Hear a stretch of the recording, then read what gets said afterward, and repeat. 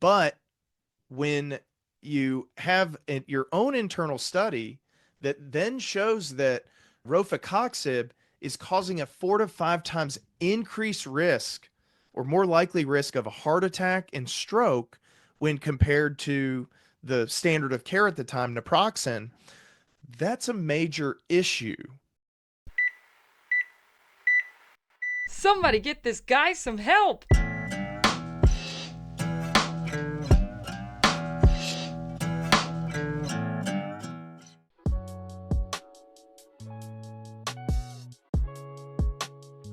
Or, put more simply, If you need help like this guy, call your own doctor. so the first specific example that we want to review again with the viewers and listeners is about a drug called Vioxx. So rofecoxib or Vioxx was a drug that got approval in, was it 1999, I think? Somewhere around there, yeah. Got approval in 1999. It is an NSAID or a non-steroidal anti-inflammatory drug, similar to something like naproxen or Aleve or ibuprofen or Advil. So the background on Vioxx, it's a drug that was created and marketed by Merck, and they created it because NSAIDs typically have elevated bleeding risk, especially in the stomach and the GI tract. And most NSAIDs, they act on a system called the COX system. There are two major branches of the COX enzyme, COX enzyme, 1 and 2. I'll let you take over and tell me a little bit more about 1 and 2 and why they did this. Yeah, there's a lot of these different families, cyclooxygenase 1 and 2. And so with blocking COX-1, you get a thinning of some of the prostaglandins and I think prostacyclins. And so what you get there is a thinning of the mucosa. And you combine that with some antiplatelet effects, and you get the idea that these are GI irritants, and you get the risk of GI bleeding. What if you can avoid that by going to something that is just COX-2 selective? And so the idea that it maintains the integrity of the stomach and the mucosa there, wouldn't that be a medication now that we don't have to worry about as much of those side effects? And sounds great, Shuman. It does. And again, that's the idea, initially is why not purify it? Like with other things, we know that there's a couple of different enzymes, and we've been doing this kind of shotgun approach. What if instead of using, a hammer, we have a very refined pick? And so instead of slamming something down, we can just get to just what we want. And so on paper there, it does make sense. You have a theoretical basis for why something might be better, but it's got to be backed up by the actual real life data and seeing people get better without having side effects. Yeah, the fancy thing they taught us was data about in vitro and in vivo correlation, that you can do a study and you can isolate some cells and you can say that, aha, this blocks this thing but doesn't do that other thing. This is exactly the binding affinity we want to make the perfect drug. But then what happens when you put it into an actual animal and then to an actual human being? Does it get where it should? And when it's in a whole body with much more different types of cells, what does it do there?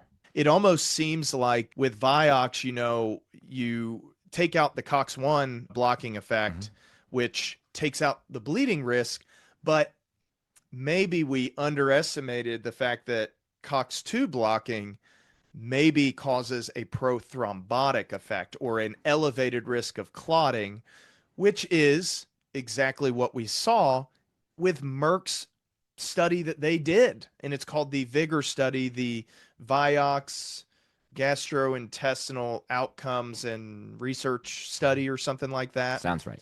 And so, yes, it did show a decreased bleeding risk with Vioxx that was significant. Less stomach bleeding, less blood in the stool, less of that risk. But in terms of acute and immediate risk, our GI tracts are bleeding pretty much all the time. Very, very minute amounts. Our GI cells are turning over on an everyday basis. And so there are these little bleeds that happen periodically, and the risk of bleeding is definitely something serious that we want to address. But when you have your own internal study that then shows that rofecoxib is causing a 4 to 5 times increased risk or more likely risk of a heart attack and stroke when compared to the standard of care at the time, naproxen, that's a major issue. Now, it would be one thing if you cut your losses at that point and said, yeah, we don't want to put this drug out because it's actually causing worse side effects, even though it's working the way we intended with less bleeding. Well, maybe we shifted that paradigm way too much in the other direction. And so now people are throwing clots everywhere. The end all be all, the official number was somewhere around 50,000 deaths and 150,000 heart attacks and strokes. There's a lot of people who estimate that number is actually a lot bigger. And this study, this Vegas study, this is coming out against the context, this you're talking years into a development process. So, you know, lots of money, lots of time and effort is being poured in by the company beforehand to go through the different studies, again, to evaluate, find a molecule, to see what it does. And so there's a little bit of this kind of the sunk cost fallacy that's probably playing in here. But now you're at a crossroads, as you said. We've got this internal data that's concerning. We've put a lot into this so far. So what happens? Yeah. And again, just to remind you, this is 2 years after that loophole opened up for direct-to-consumer advertising. In 1999, Merck spent $160 million on advertising for Vioxx direct to consumers. 2000, this study comes out. Part of the, stage 4 clinical trials is to continue to study your drug. And we have kind of gotten into a system where we forgot that stage 4 clinical trials exist. But at the time, this comes out, and what does Merck do? They double down. They actually try to make the claim that it's not that Vioxx offers more risk to the heart or to the brain or to clotting. They say no, naproxen is actually cardioprotective, which is moving the goalposts, as David Healy, I think, said to me. So in, I believe it was early 2001, the FDA Arthritis Drugs Advisory Committee met to discuss this risk, and they communicate to Merck that they need to put a plan in place to better educate and try to explain why they should, continue this drug and not ban it with all the elevated major risks. Well, one day later, Merck puts out what it calls the cardiovascular card, sends it to 3,000 plus of their sales representatives. And they claim that, again, naproxen is cardioprotective. And actually, in terms of overall mortality, Vioxx has 1/8 the overall mortality of other NSAIDs. Now, how did they get there? Well, they pooled a bunch of previous data on NSAIDs. And for Vioxx, they used low doses and studies that had a short amount of time that they were studied. And if I can just take a moment, this is, pet peeve of mine is pooling data. If you can't get statistical significance in one study, you can create a bunch of small studies and then mash them together. And if something looks ugly on its own, you mash it in with a bunch of other things, just like, you make a bad sample of something, you just dilute it down. And the idea that you can either make things come out that wouldn't normally, or the bad things kind of go away once you dilute it out there and kind of fuzzy it up with a bunch of other data. And it's exactly one of the kind of the tricks it can be to working with studies. Yeah. And so they essentially cherry pick the data. Yep. And that could go both ways. Yep. Like a company could intentionally do a review on lithium because companies are making a bunch of money off of lithium. But what it does do is it prevents people from being on more lucrative drugs. And actually, lithium prevents them from being on as many drugs as they would be otherwise. They can show a negative response by pooling together a bunch of negative studies, or they can take a bunch of small 10-person, 15-person studies that show a benefit that are not very rigorously controlled in terms of randomization and creating a true randomized controlled trial. And then they can have a paper that says that Vioxx has 1/8 the mortality, but it's not an even playing field. Yep.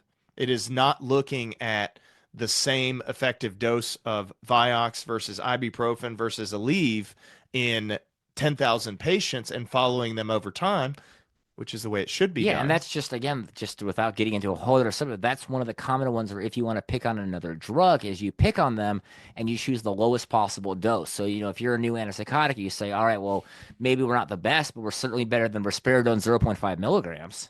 Yeah. Have you seen the latest actual well-done, independently done meta-analyses on lithium and weight gain? I have not.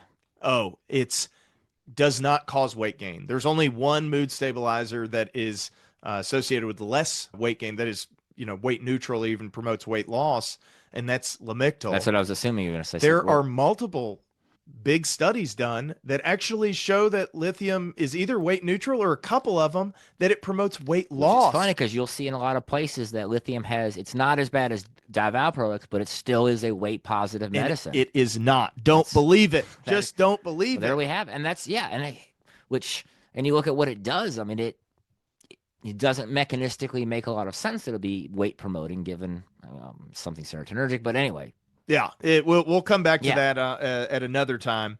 With Vioxx, it gets even worse. Around this time, there's a cardiologist at, I believe, the Cleveland Clinic. His name is Eric Topol. And he sends, I think, a comment on the Vigor study, or he starts sounding the alarm and trying to talk to Merck's representative, saying this is really dangerous. People are dying from this. And I'm a cardiologist. I've never, ever heard that naproxen is cardioprotective. But he basically gets bullied. Merck, Alice Reisen sends a warning that if he tries to publish his commentary or his response in JAMA, one of the major medical journals in the world, that he's going to be met with criticism. And essentially you got kind of the mob idea. Is gonna be a shame if your entire well-being were to say, go kaput with this, or I can't do a good mobster accent, but the same idea. It sounds like. and I try to not go too far down the rabbit hole, but of course I reached out to Eric Topol about a year ago to see if he would have any interest in talking about this experience and getting his firsthand account. And he emailed me back, and it was really disheartening. He just said that was a very, very difficult time period for me and my family, and I just can't go back and revisit that. That's like John Grisham book stuff right there. I mean, that's Yeah, wild. I know it does. It makes me wonder, what was he told if he kept sounding that alarm? Like, what was going to happen? You're right. It does sound very mobbish. Yeah. So it actually gets even worse than that, though. So, this drug was eventually recalled, but it came out down the line that the Vigor study, the initial study that Merck designed, was designed specifically to exclude patients that are at high risk for having a heart attack or throwing a clot. Yeah, which is something, and again, I know we're going to talk about later. There's cherry picking on one end, but there's the idea that you can literally, exclude all the problems. If you say, all right, we're going to have a population made up of everyone we don't want to have in it, whether we want to show that the drug works or it, in this case, doesn't do a thing. Say, all right, all the people that could have a bad thing, we're going to exclude. So only the perfect ones. And then we try to say that this is representative of a larger sample. And that goes back to why, students are taught about things like journal clubs and looking at the inclusion criteria, because of so much. You have to, does this apply to my patient population? I'm sure if you're a cardiologist, you say, there's no freaking way that this applies to my patient population because none of my patients are even in the study. Yeah. And to me, it is even more egregious in the fact that they already knew there was at least a theoretical risk before they ever started the Vigor trial. I would say they probably had a little bit more data at that point to kind of indicating, okay, this might be a problem for us. They try to design the studies so that they don't have an increased risk of heart attack. And then they still have a 4 to 5 times increased risk compared to naproxen, which is pretty damn significant. It's also kind of funny because a few years ago, I know there was a study that implied that naproxen was better than some of the other NSAIDs. And I believe that they actually asked if they could put that on the label, and the FDA is like, no. So it's kind of ironic then. Even the FDA is like, no, you can't put that on your labeling. But even obviously Vioxx was trying to use that too. Yeah. And to, I just got to point out, like, Michael and I are trying to find humor in this. It's a very serious subject. There are tens of thousands, some people say hundreds of thousands of people who are dead prematurely because of this drug. But this is something that we see every day, and it can be so disheartening. It can lead you to be so downtrodden on what you do and the system that you work in. So it's some of that kind of gallows humor that we got to use to be able to keep pushing on and keep trying to do what we do in order to educate and treat people the way that they should be treated in the medical Yeah, system. and again, for me, this is also one of those reasons why there is a hesitancy about when a new drug comes out is, somebody sees an ad and says, I'm going to be on this drug. Okay, we'll just let them be on it. But there is that concern because until fully know, to really do that full review and, there's drugs coming out without setting on too much of a tangent coming out now, and the FDA will approve it based upon studies, but then you can't act. The studies aren't even out yet. You don't even have the studies to review prior to the drug getting approved. You kind of have to wait. The FDA says this drug is approved based upon a couple of really good studies. You wait several months for the FDA's website to include those studies and the review. And by then, again, it might even already be on the shelves. And then you can go back and look at the data. But still, it's what is it like in that post-marketing phase? And that can be where some of the really important stuff comes out. So early adopters, you do have to be aware of that sometimes not everything has come out as far as what it looks like in a larger population. Yeah, and my patients from a 30,000-foot viewpoint, Mm-hmm. I may be having, a patient miss out on a breakthrough new drug because if I don't have the data and I'm supposed to just trust the company that is making and profiting from the drug, I just can't. I have too much skepticism to be able to trust that. But the other thing that I'll do for my patients is there will be 99 others that are not harmed by that new drug because most of these new drugs are not staying over time. Most of these drugs, we look back 15 or 20 years later and we say, well, gosh, that one really didn't work, did it? Same thing with this one. Came out FDA approved in 1999. By 2004, Vioxx was recalled, and that was too late for anywhere between 50, 150,000 people who died, and 150 to 500,000 people who had a heart attack or stroke.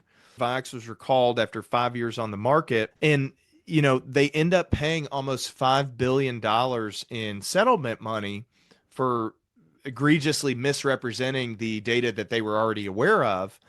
But they made $1.2 billion in 2003 alone on Vioxx of their $6.6 billion. It's another situation where, and we see these more and more often since 1997, where drugs come out and when you are able to advertise those to everybody in the general public, there are going to be so many people who are very hopeful and they're relying on that hope or the promise of a new drug. And they're going to be the ones that fall victim to this if they don't have a skeptical, critically thinking provider at their disposal. Celebrex stayed on the market only because it sucked at being COX-2 selective. It really Yeah. wasn't that. So there were the warnings about it, but it turns out it skirted by because it really wasn't. It really isn't even COX-2 selective, was what I was told. It survived because they lied. So, Vioxycontin should have been two huge warning Yeah. signs. I mean, we're still seeing the Oxycontin fallout to this day with the most people in documented human history being addicted to substances. But Vioxx is something that, again, you're not talking about a really rare drug that is not going to be used very often. Everybody takes NSAIDs, not ever being a little bit hyperbolic there, but NSAIDs are a huge seller in terms of overall milligrams and number of prescriptions or over-the-counter drugs given out. I mean, yeah, people with pain, people with headaches. I mean, these are ubiquitous in our lives. And so we have a medication class that has classically been regarded as this treats it, this treats pain, it's anti-inflammatory. And so, yeah, anything in that system, it's going to be a big user. It almost seems like we are in this like U curve of maybe the opposite of a U curve of regulatory oversight. Like in the 1800s and in that Wild West, there is no regulatory oversight, and we get more and more and more regulations. And now there's all these stated regulations, but the enforcement is not there. Yeah, So I mean, everything is a pendulum switching reactionary. So there's going to be a lag time between an event happening. You mentioned that with the sulfanilamide, and then you had thalidomide was a justification. The FDA is slow, but it's good. Clozapine coming out and the FDA being slower to approve than the European countries. That was a good thing. And then you flip the other way and it was AZT, and the treatments for antiretrovirals were slow. Now we need to For put HIV and AIDS. yes, and so we need to push the other way. And so yeah, everything is a pendulum swinging back and forth to a new normal, I guess. Yeah. Well, I don't know what this normal is that we have now, but it seems like we are allowing snake oil salesmen to take over again and having marketing departments tell people like you and I what is effective and what is safe. It's a scary time that we're living in. And I do want to point out, I mean, this is not every pharmaceutical company. It's not big pharma is bad. It's like we've been saying, big pharma's job is to make medications. We're one of the most innovative Yeah. drug makers in the world. We are the most innovative healthcare system in the world. But for me, as somebody that is managing, hundreds of people, it can lead to really bad outcomes in individuals. Maybe in the long term, we have a few more drugs that are, brand new and state of the art, but most of those drugs are going to end up failing in the long term. I'm not going to use those in my patients. Again, it's not the pharmaceutical companies. They're not all bad, but there's got to be systematic change. We've got to have more regulatory oversight. I'm not sure how deep it goes, but I do know that it's not shallow. Mhm. We've got way too many specific examples of how this system has been manipulated or taken advantage of for people to say that it's shallow. And that's one of the things that bothers me most talking to other psychiatrists or clinicians that say, oh, no, it's really not that bad. And there's a balance. Like sometimes I come to it with so much cynicism that I hear new drugs, like, what are they lying? But the idea is to say, okay, have that one eye open that I'm going to realize some of these things for what they are, is these trials are just sales ads, but in a nice paper in a peer-reviewed journal. And if you see it that way and say, okay, I still need to critically evaluate the results, and then, like you said, determine, does this seem appropriate for my patient? And then that's what the duty for you is, to make sure then that it correlates to the individual sitting in front of you. So I wanted to take just a minute to point out that the New England Journal of Medicine also may be complicit in this whole Vioxx catastrophe controversy. This article by the Journal of the Royal Society of Medicine outlines how the New England Journal of Medicine knew about these risks with Vioxx, but neglected to warn the public about them, which is their job as a medical journal. This article warns that many of these major medical journals, as Michael Shuman points out, are simply an extension of the marketing arm of pharmaceutical companies, and that the full data of trials should be published, not in medical journals where an incomplete story is advanced, but on the web for any scientific researcher to be able to evaluate independently. One thing you'll never see is you will never see a direct-to-consumer ad for lithium or for any other orphan drug that is not promoted by a pharmaceutical company. But it's not because it's not effective. It's because nobody is willing to pay, millions of dollars to run a national TV ad on a drug that costs the patient $10 for a 6-month supply.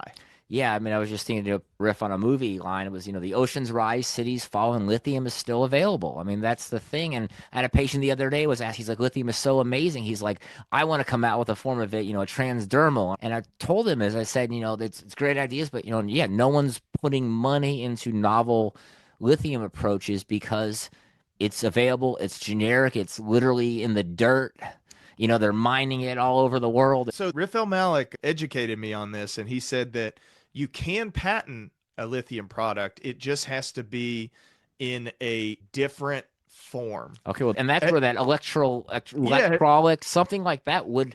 Have you seen I think it's Liprocin or something like that. It's a new lithium product that is better at getting into the brain, and you don't have to take as high of a dosage of it. You have my attention. It has my attention too. I also worry, lithium is toxic in the brain at too high of a And that dose. goes back to the problem, though, is where are we getting the sample from? Because it ain't your brain. We're not putting I would love if we put a dipstick in somebody's brain and pull it out. You're like, well, exactly. You're a little bit low on lithium. Let's top you off a little bit and put a funnel down in there. And it's not. I mean, this is probably going to be cut out of this because it's not really relevant. But we rely on a lithium blood marker, Mhm. right? And Yeah. how much is in the bloodstream at a specific time Right. after you take your lithium. Mhm. That gives you this non-specific, Yep. indirect measure of how much lithium is actually acting Yep. at the site that we want it to I'm act, doing my slides on it right now. which is in the brain. Correct. You are making an assumption that a homeostasis and equilibrium is reached between the compartment in the brain and the compartment on the other side. So everybody has a blood-brain barrier because we don't want all the stuff running through our arteries and veins. We don't want it to be able to get into the brain super easily, right? And getting into the brain would only be coming from the arteries. So ignore the veins comment. But at the same time, not everybody's blood-brain barrier is the same level of porous as the next person. And there are a lot of different factors for that. You probably know them a little bit better than I do. I know that we're taught as you get older, your blood-brain barrier opens up. Yeah, those But it's not like you turn 65 and you get your Social Security and boom, your blood-brain barrier everything's is 2 times more everything's a porous. gradient. It's going to be a gradual move towards that. And so we're still making assumptions, though, based upon your renal function and based upon what's in your bloodstream, and saying, aha, that means that the same amount proportionally should be in your brain. Right, right. So anyway, that's why folks like Nasir Gami clinically recommend to titrate lithium to efficacy. Yeah. You do not rely on just some arbitrary blood number.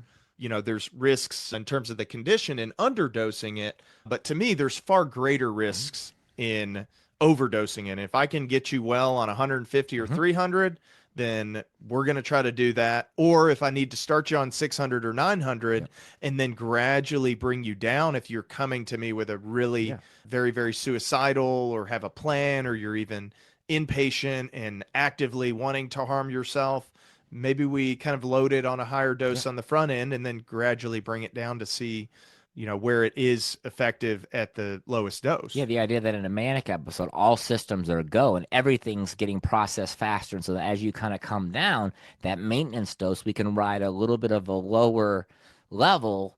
And maybe that's better for the kidneys too. There's some data saying, if anything, it's certainly not going to hurt. It may actually be a way to regenerate some of the cells in the kidneys by just being a little gentler with our lithium dosing. I know that I've seen animal studies of rats being induced to have an acute kidney injury and then using, keyword here, low doses of lithium that actually protects those cells from dying. So, and we know lithium has that effect. Yeah, it's a pretty darn cool molecule. Absolutely. But, you look up lithium on Google, one of the first things you're going to see is how it's going to kill your kidneys, guaranteed. Yeah, I got a patient 100% of the time. right now. My nephrologist said I could never do lithium. Oh, yeah. I had to give a patient who's a nephrologist, I had to give him a bunch of papers and just say, but I promise you this low dose is not going to be dangerous or damaging for you. And you've got all these bipolar family history, risk factors. You've never been manic, but you've been depressed. And so let's get this started now. Disclaimer. This podcast is for informational purposes only. The information provided in this podcast and related materials are meant only to educate. This information is not intended as a substitute for professional medical advice. While I am a medical doctor and many of my guests have extensive medical training and experience, nothing stated in this podcast nor materials related to this podcast, including recommended websites, texts, graphics, images, or any other materials, should be treated as a substitute for professional, medical, or psychological advice, diagnosis, or treatment. All listeners should consult with a medical professional, licensed mental health provider, or other healthcare provider if seeking medical advice, diagnosis, or treatment. Or, put more simply, If you need help like this guy, call your own doctor. thanks again for watching and or listening. If you're passionate about the subjects that I discuss on the channel, do me a favor and like, comment, subscribe, do whatever you can to make your voice heard, that these are problems that must be addressed in our society. If you have any questions, comments, or concerns, I want to hear them. Feel free to reach out on social media or email us at renegadepsych@gmail.com. And if you'd like to be a guest of the show, or you have a connection to somebody that you think would be a good guest, let us know. Thanks again for listening.